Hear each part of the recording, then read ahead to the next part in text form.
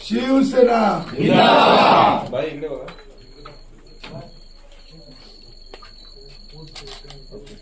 ही जी काय बैठक आपण या ठिकाणी आयोजित केली, माझे सगळे सहकारी राष्ट्रवादी काँग्रेस असेल, शिवसेना असेल, राष्ट्रीय काँग्रेस असेल, माझे मित्र तुषार धोरी, सर्वच व्यासपीठावरील मान्यवर आणि मोठ्या संख्येने उपस्थित असलेल्या आपण सर्व पोहऱ्यातील ग्रामस्थ बंधू भगिनी आणि मित्रांनो, महाराष्ट्राच्या विधानसभेची निवडणूक होऊ घातलेली आहे आणि 20 तारीखला या मतदारसंघाचं मतदान त्या ठिकाणी होणार आहे आणि 23 तारीखला या विधानसभेच्या मतदानाचा निकाल त्या ठिकाणी आपण घेणार आहोत. खरं तर मी शिवसेनेचे पक्षप्रमुख, महाराष्ट्र राज्याचे माजी मुख्यमंत्री आदरणीय उद्धवसाहेब ठाकरे यांचा मनापासून आभारी आहे. महाविकास आघाडीचा सुद्धा तितकाच आभारी आहे की जो विश्वास आणि जी जबाबदारी ही आदरणीय उद्धव साहेबांनी माझ्यावर दिली आणि शिवसेना पक्षाचा अधिकृत उमेदवार म्हणून माझी घोषणा केली आणि या मतदारसंघामध्ये आपल्याला इतिहास घडवायचा आहे. या मतदारसंघामध्ये आपल्याला परिवर्तन करायचं आहे. गेली 30-35 वर्ष परिवर्तन बनवण्याची नाही झाली, म्हणजे निश्चित बदल हा होणार आहे. गेली 35 वर्ष या मतदारसंघाचा जो आमदार आहे हा विरोधी पक्षाचा आहे आणि म्हणून सातत्यानं आपल्या सगळ्या शिवसैनिकावर, कार्यकर्त्यावर सातत्यानं त्या ठिकाणी अन्याय होतो. मग तो विकासावर असेल, गावातल्या अनेक प्रश्नावर असेल, मूलभूत सुविधांवर असेल, रस्ते असेल, वीज असेल, आरोग्य असेल, पाणी असेल, शिक्षण असेल, या सगळ्या बाबतीमध्ये आपला देवगड तालुका, कणकवली असेल, वैभववाडी असेल, हा सगळा मतदारसंघ हा विकासापासून वंचित राहिलेला. आणि जर आपल्याला या सत्तेमध्ये बदल करायचा असेल, आपला हक्काचा माणूस आपल्याला आमदार करायचा असेल, तर ही एक संधी या विधानसभेमध्ये आपल्याजवळ आहे. आपण डॉक्टर बाबासाहेब आंबेडकरांनी लोकशाहीमध्ये जो मतदानाचा पवित्र हक्क प्रत्येकाला दिलेला आहे, प्रत्येकाचं जर एक मत जर आपण योग्य दिशेने मतपेटीमध्ये घातलं तर चुकीची माणसं सत्तेवरनं खाली होऊन योग्य माणसं त्या ठिकाणी सत्तेवर जातील. आणि म्हणून अनेक लोकांना लोकशाहीमध्ये जे मातब्बर होते, ज्यांच्यामध्ये अहंकार होता, ज्यांना सत्तेची गुर्मी, पैशाची मस्ती झालेली होती, या सगळ्या लोकांना या लोकशाहीमध्ये पराभूत करण्याचं काम मतदानाच्या पवित्र हक्कातनं त्या ठिकाणी झालेलं आहे. आणि म्हणून या मतदारसंघामध्ये सातत्यानं 35 वर्ष या माझ्या भोळ्या बावड्या जनतेनं या राणे घराणेशाहीला सगळी पदं दिली. आपण त्याला आमदार केलं, आपण त्याला मंत्री केलं, आपण त्याला महाराष्ट्राचे मुख्यमंत्री केलं, आपण त्याला पुन्हा खासदार केलं, त्याच्या मुलाला आमदार केलं आणि ते केंद्रीय उद्योग मंत्री झाले. सगळी पदं मिळाली. सत्तेमधली सगळी पदं या घराणेशाहीला, या प्रस्थापितांना, या भ्रष्टाचारांना मिळाली. पण माझ्या सर्वसामान्य जनतेनं ज्यांनी 35 वर्ष या लोकांना निवडून दिलं, या 35 वर्षामध्ये या जिल्ह्याचा, या मतदारसंघाचा, इथल्या सामान्य माणसाचा कुठलाही विकास त्या ठिकाणी झालेला. आज अनेक अडचणी, अनेक प्रश्न हे समोर आहेत. महागाई एवढी वाढलेली आहे, सर्वसामान्य माणसाला आपलं जीवन कसं जगावं हा प्रश्न त्याच्या समोर आहे. अनेक तरुण शिक्षण घेऊन, पदव्या घेऊन बेरोजगार आहे. त्याला कुठं त्या ठिकाणी नोकरी करावं, कुठल्या कशा पद्धतीनं आपलं चरितार्थ चालावं हा प्रश्न त्याच्या समोर पडलेला. आणि म्हणून आपली जबाबदारी आहे की या चुकीच्या माणसांना सत्तेवरनं हकलून देऊन जो सर्वसामान्य माणसाचा जो आवाज आहे हा आवाज महाराष्ट्राच्या विधानसभेमध्ये पोहोचला पाहिजे. कितीतरी प्रश्न या मतदारसंघामध्ये आहे. निसर्गानं सिंधुदुर्गाला भरभरून दिलेला आहे. या जिल्ह्यामध्ये या मतदारसंघामध्ये देवगड तालुका एक वैभव आहे. तीर्थक्षेत्र श्री कुणकेश्वर हे माझ्या या मतदारसंघामध्ये 110 किलोमीटरचा समुद्र किनारा हा माझ्या जिल्ह्याला लाभलेला आहे. छत्रपतींचे शिवाजी महाराजांचे उभारलेले अनेक गड किल्ले, विजयदुर्ग असेल, अलवणचा सिंधुदुर्ग किल्ला असेल, हे किल्ले छत्रपतींच्या इतिहासाची साक्ष देत ताठ मानेनं या जिल्ह्यामध्ये उभे आहेत. अनेक प्राचीन मंदिर आहेत, खाडी आहेत, सुंदर समुद्र किनारे आहेत, सगळी फळफळावळ आहे, खाद्य संस्कृती आहे. आपला जो आपली जी पद्धत आहे वागायची, अतिथी देवो भव, हे सगळे गुण आपल्यामध्ये असताना, सगळी सुबत्ता आपल्यामध्ये असताना पर्यटनाच्या जोरावर जर आपण काम केलं तर या जिल्ह्यामध्ये आर्थिक समृद्धी येऊ शकते. पर्यटनाच्या माध्यमातून तरुणाच्या हातामध्ये रोजगार मिळू शकतो आणि खऱ्या अर्थानं सर्वसामान्यांच्या घरामध्ये आर्थिक दृष्ट्या सक्षमपणा येऊन खऱ्या अर्थानं विकास होऊ शकतो. हा विकास आपल्याला अपेक्षित आहे. विकास कोणाचा झाला? गेली 35 वर्ष यांच्या संपत्तीमध्ये वाढ झाली, यांच्या हॉटेल झाली, पेट्रोल पंप झाले, इंजिनिअरिंग कॉलेज झाली, मेडिकल कॉलेज झाली. ही सगळी स्वतःची सत्ता, स्वतःची सगळी संपत्ती या सगळ्या तुमच्या आशीर्वादामुळे, तुम्ही दिलेल्या पदामुळे झाली. सर्वसामान्य माणूस आजही गरिबीमध्ये आहे, आजही अडचणीमध्ये आहे. आणि मग आपली जबाबदारी आहे, यांना जर आपण यांची जागा दाखवून दिली नाही, अजूनही जर आपण हे सहन केलं, गेली 35 वर्ष आपल्या अनेक पिढ्या बर्बाद झाल्या, येणारी पिढी सुद्धा आपल्याला माफ करणार नाही. आणि म्हणून आपण कुठेतरी जागा झालं पाहिजे. किती वर्ष आपण लाचारी यांची करणार आहोत? आपण स्वाभिमानी आहोत. माझा कोकणातला माणूस हा मनानं श्रीमंत आहे, गरिबी असेल पण मनानं श्रीमंती आहे. आणि म्हणून स्वाभिमानी व्हा. आपल्याला या प्रवृत्ती, राजकीय अपप्रवृत्ती विरुद्ध लढावं लागणार आहे. याला यांची जागा दाखवून दिली पाहिजे. फक्त आणि फक्त या तुमच्या मिळालेल्या पदांमुळे फक्त या जिल्ह्यामध्ये भ्रष्टाचार सुरू आहे.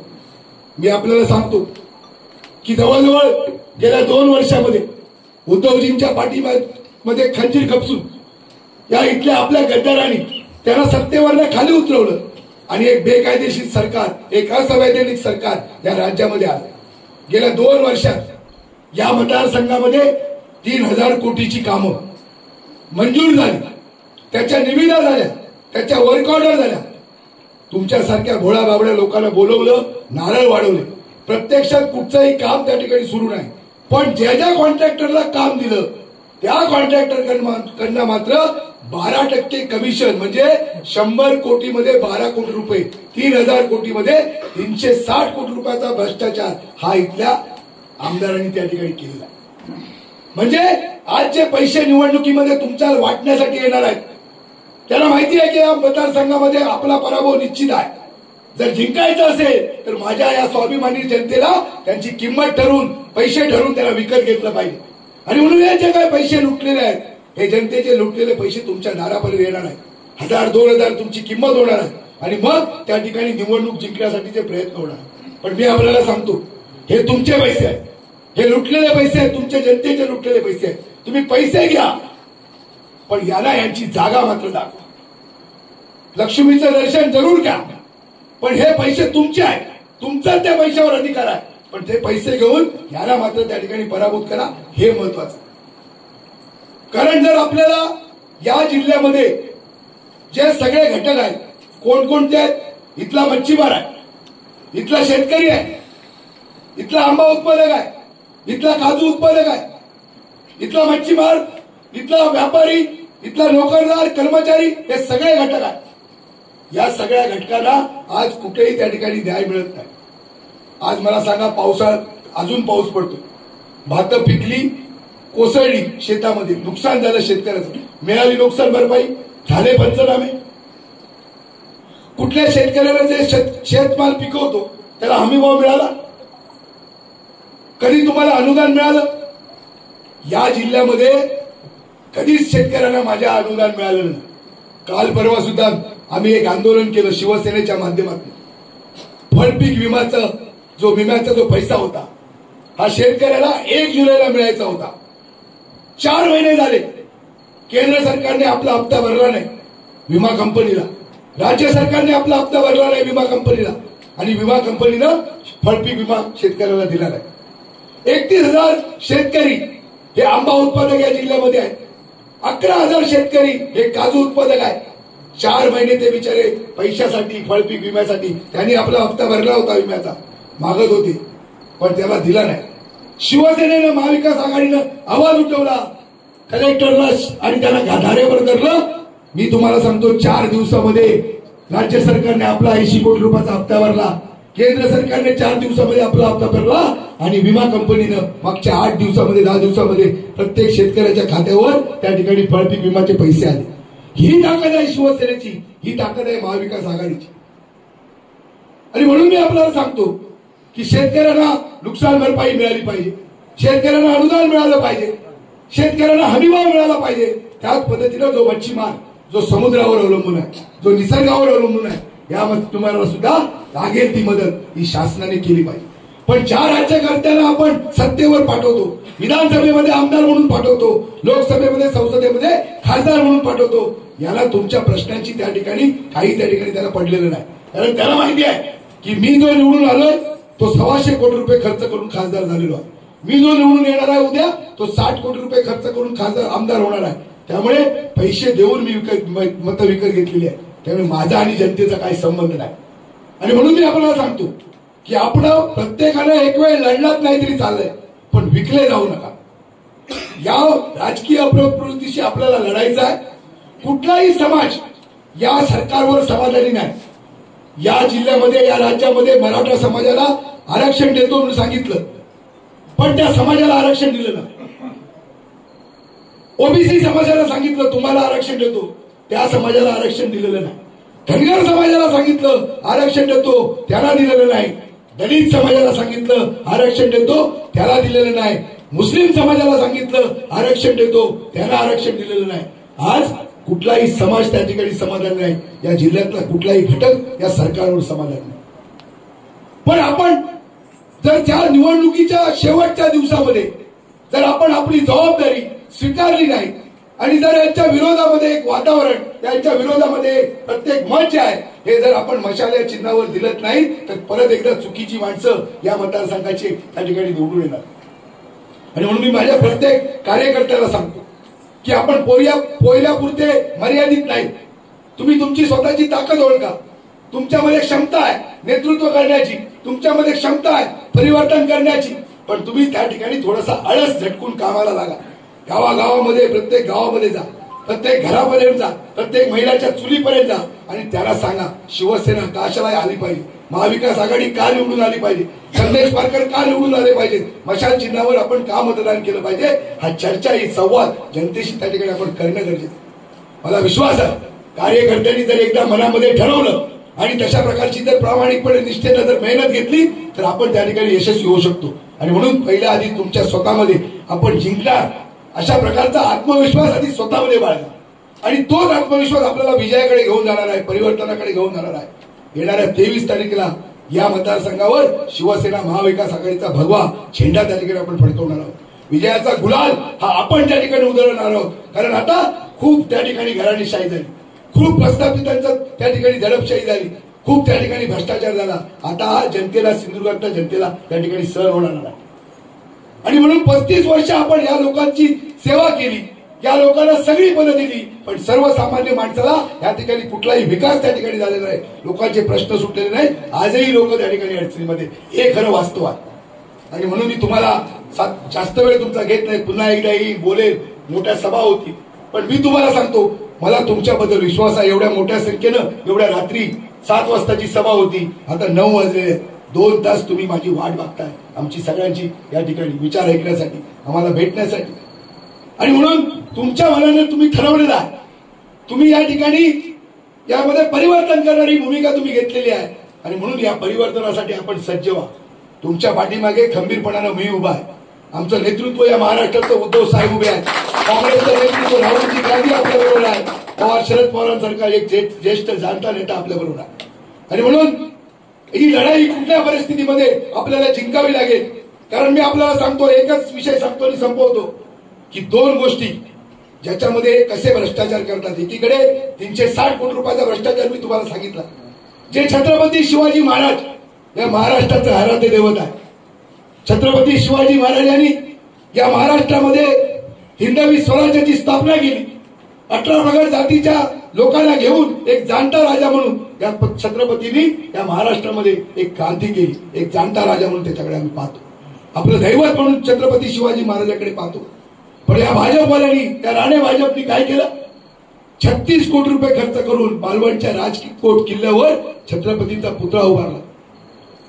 ज्यावेळी तो 8 महिन्यानंतर पडला, कोसळला, छत्रपतींची स्मारकांची विटंबना झाली, त्यावेळी त्याची चौकशी झाली आणि कॉन्ट्रॅक्टरला आणि मूर्तिकाराला पकडलं. त्याला विचारलं, तुला किती पैसे मिळाले?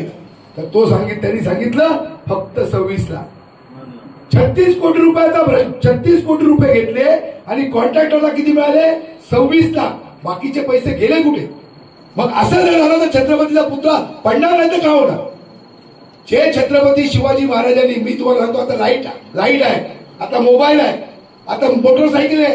350 वर्षापूर्वी आपलं दैवत छत्रपती शिवाजी महाराजांनी समुद्रामध्ये किल्ले बांधले. विजयदुर्ग, सिंधुदुर्ग किल्ला आजही त्याचा बुरुज ढासळला नाही, एकही चिरा कोसळला नाही. अशा पद्धतीचं इतिहासाचं साक्ष देणारं अशा प्रकारचं छत्रपतीचं कार्य हे आज किल्ले त्या ठिकाणी ताठ मानेनं समुद्रामध्ये उभे आहेत. पण यांनी कोणालाही सोडलेलं नाही. छत्रपतींच्या सुद्धा पुतळ्यामध्ये भ्रष्टाचार आणि म्हणून छत्रपतींचा अपमान त्या ठिकाणी झालेला आहे. आणि म्हणून या लोकांना या राज्यावर सत्तेत राहण्याचा अधिकार नाही. ज्यांनी छत्रपतींचा अपमान केला त्यांना या सत्तेवर राहण्याचा अधिकार नाही आणि म्हणून जनता खवळलेली. दुसरा भ्रष्टाचार, डॉक्टर बाबासाहेब आंबेडकर ज्यांनी या देशाची घटना लिहिली, भारतरत्न डॉक्टर बाबासाहेब आंबेडकर. समाज कल्याण विभागात आपल्याकडे माहिती आहे, ग्रामपंचायतीच्या दारामध्ये तुम्हाला बाकडी दिसत आहेत, पिवळ्या कलरची दिसत आहेत ना? काय बाकडीचा किंमत आहे? बाजारामध्ये जर आपण गेलो तर त्याची किंमत 3000 रुपये आहे. आमदारांनी काय केलं? समाज कल्याणचा 7.5 कोटी रुपयाचा निधी हा त्या ठिकाणी आणला. 1.5 कोटी रुपये निधी खर्च झाला, 6 कोटी रुपये खिशात घातले. ते बाकड्याची किंमत काय? 2 किंवा 3000 रुपये. एकदम निकृष्ट दर्जाचा बाकडी आहे. आताच त्याला गंज पकडला, 2 महिने सुद्धा झाले नाही. 3000 रुपयाच्या किमतीचं बाकडं जवळजवळ 12,500 रुपये किमती, म्हणजे एका बाकड्यामध्ये 8,500 ते 9,000 रुपये खाण्याचं काम त्या ठिकाणी केलेलं आहे. म्हणजे एकीकडे छत्रपतींना सोडायचं नाही, एकीकडे डॉक्टर बाबासाहेब आंबेडकरांना सोडायचं नाही. याला फक्त भ्रष्टाचार दिसतो, याला फक्त स्वतःचा आर्थिक फायदा दिसतो. आणि म्हणून मी तुम्हाला सांगतो की कुठेतरी जागे व्हा. ही चुकीची माणसं आपण आपल्या डोक्यावर बसवली, यांच्या हातामध्ये सत्ता दिली आणि आपल्या जिल्ह्याचा विकासामध्येही अडचण ठरलेला आहे, विकासाचं नुकसान झालेलं आहे. आणि खऱ्या अर्थाने जर आपल्याला शाश्वत या जिल्ह्याचा विकास करायचा असेल, तुमच्या सर्वसामान्यांचा आवाज आणि सन्मान हा जर बुलंद करायचा असेल तर तुम्हाला परिवर्तन करावं लागेल. तुम्हाला या सगळ्या अपप्रवृत्तीला, राजकीय अपप्रवृत्तीला त्या ठिकाणी गाडावं लागेल. आणि म्हणून 23 तारीखला आपण ही विजयाची मिरवणूक आपण काढू आणि 20 तारीखला सगळ्यांनी त्या ठिकाणी भरभरून मतदान हे त्या ठिकाणी शिवसेना आणि महाविकास आघाडीला पर्यायानं संदेश वारकऱ्यांना करावं, एवढं तुम्हाला या ठिकाणी सांगतो. तुमच्या सर्वांचं स्वागत करतो, मनापासून आभार मानतो आणि थांबतो. जय हिंद, जय महाराष्ट्र.